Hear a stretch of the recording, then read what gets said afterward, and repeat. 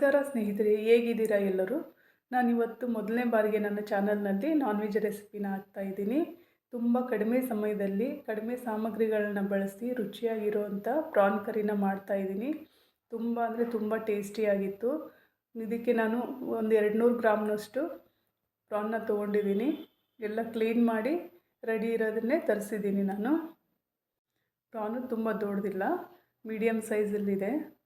ತುಂಬ ಟೇಸ್ಟಿಯಾಗಿರುತ್ತೆ. ಈ ಬಾಣಲೆಯಲ್ಲಿ ಒಂದು 2ರಿಂದ 3 ಸ್ಪೂನಷ್ಟು ಎಣ್ಣೆ ಹಾಕ್ತಾಯಿದ್ದೀನಿ. ಎಣ್ಣೆ ಬಿಸಿ ಆದಮೇಲೆ ಒಂದು 2 ಈರುಳ್ಳಿನ ಸಣ್ಣದಾಗಿ ಕಟ್ ಮಾಡಿಟ್ಟಿರೋದನ್ನು ಎಣ್ಣೆಗೆ ಸೇರಿಸ್ಕೊತಾ ಇದ್ದೀನಿ. ಇದನ್ನು ಸ್ವಲ್ಪ ಕೆಂಪಾಗೋ ಥರ ಎಣ್ಣೆಯಲ್ಲಿ ಹುರ್ಕೋಬೇಕು. ಸ್ವಲ್ಪ ಉಪ್ಪು ಹಾಕಿ ಹುರಿದ್ರೆ ತುಂಬ ಬೇಗ ಕೆಂಪಾಗುತ್ತೆ ಈರುಳ್ಳಿ. ಇವಾಗ ಇದಕ್ಕೆ ಸ್ವಲ್ಪ ಅರಿಶಿನ ಪುಡಿ ಕೂಡ ಸೇರಿಸ್ತಾ ಇದ್ದೀನಿ. ಇನ್ನು ಕೈ ಆಡಿಸ್ತಾನೆ ಹುರಿಬೇಕು. ಈರುಳ್ಳಿನ ಸಣ್ಣದಾಗಿ ಹೆಚ್ಚಿರೋದ್ರಿಂದ ತುಂಬ ಬೇಗ ಕಪ್ಪಾಗಿಬಿಡುತ್ತೆ. ಕೈ ಆಡಿಸ್ತಾ ಹುರಿದ್ರೆ ಒಂದೇ ಸಮ ನೀಟಾಗಿ ಹುರಿಯುತ್ತೆ. ಇದಕ್ಕೆ 1 ಚಮಚದಷ್ಟು ಶುಂಠಿ ಬೆಳ್ಳುಳ್ಳಿ ಪೇಸ್ಟನ್ನ ಹಾಕ್ತಾಯಿದ್ದೀನಿ. ಇದನ್ನು ಕೂಡ ಹಸಿ ವಾಸನೆ ಹೋಗೋ ಥರ ಹುರ್ಕೋತಾ ಇದ್ದೀನಿ ಎಣ್ಣೆಯಲ್ಲಿ.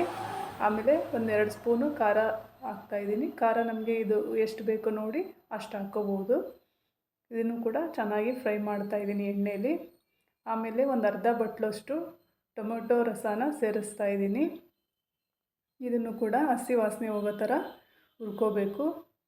ಆಮೇಲೆ 1 ಚಮಚದಷ್ಟು ಚಿಕನ್ ಮಸಾಲಾನ ಸೇರಿಸ್ತಾ ಇದ್ದೀನಿ. ಮನೆಯಲ್ಲೇ ಮಾಡಿರೋವಂಥ ಪುಡಿ ಇದು, ಚಿಕನ್ ಮಸಾಲ ಪುಡಿ. ಆಮೇಲೆ ಒಂದು ಅರ್ಧ ಕಪ್ಪಷ್ಟು ನೀರು ಹಾಕಿ ಎಲ್ಲನೂ ನೀಟಾಗಿ ಮಿಕ್ಸ್ ಮಾಡಿ ಕುದಿಯೋದಕ್ಕೆ ಬಿಡಬೇಕು. ಎಲ್ಲ ನೀಟಾಗಿ ಕುದ್ಮೇಲೆ ನೋಡಿ ಈ ಥರ ಕಾಣಿಸ್ತೆ, ಸ್ವಲ್ಪ ಎಣ್ಣೆ ಎಲ್ಲ ಬಿಟ್ಟಿದೆ ಮೇಲೆ. ಈ ಟೈಮಲ್ಲಿ ಒಂದು ಅರ್ಧ ಬಟ್ಲಷ್ಟು ತೆಂಗಿನ ಹಾಲನ್ನು ಸೇರಿಸ್ತಾ ಇದ್ದೀನಿ.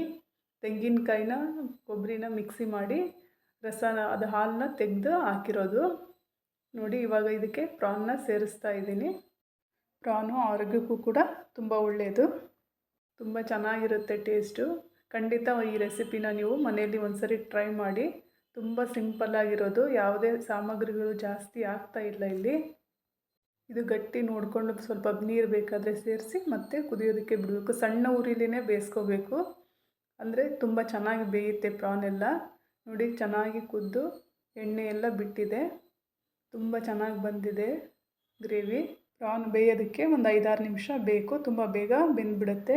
ಮೇಲೆ ಸ್ವಲ್ಪ ಕೊತ್ತಂಬರಿ ಸೊಪ್ಪನ್ನು ಹಾಕ್ತಾಯಿದ್ದೀನಿ. ಇದು ರೊಟ್ಟಿ ಮತ್ತು ಚಪಾತಿ ಅನ್ನದ ಜೊತೆ ಕೂಡ ಚೆನ್ನಾಗಿರುತ್ತೆ. ಯಾರಾದರೂ ಹೊಸದಾಗಿ ನಮ್ಮ ಚಾನಲ್ನ ನೋಡ್ತಾ ಇದ್ದರೆ ದಯವಿಟ್ಟು ಸಬ್ಸ್ಕ್ರೈಬ್ ಮಾಡ್ಕೊಳ್ಳಿ.